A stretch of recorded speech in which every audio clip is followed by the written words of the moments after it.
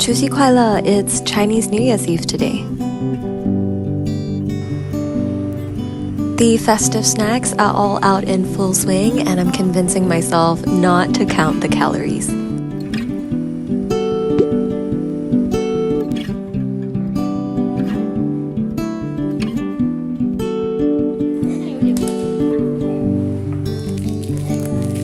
We are preparing to lo hei for our reunion dinner. I'm actually not the biggest fan of the taste of yusheng, but New Year never feels complete without it.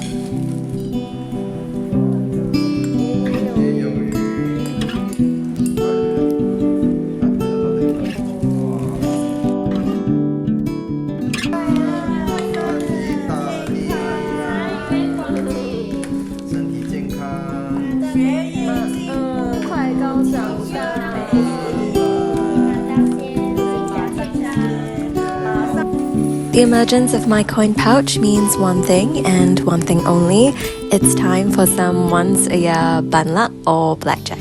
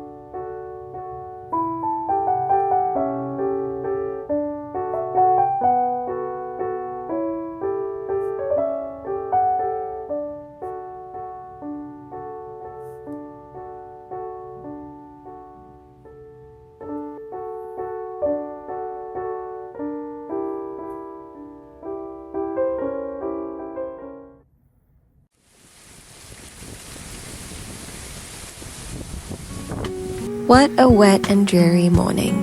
Ever since my grandfather's passing, we no longer do any visiting on day one of Chinese New Year. So my parents and I will just go to the movies and have a simple dinner out together. It's a quiet little yearly tradition of ours that we've kept going for a long time now.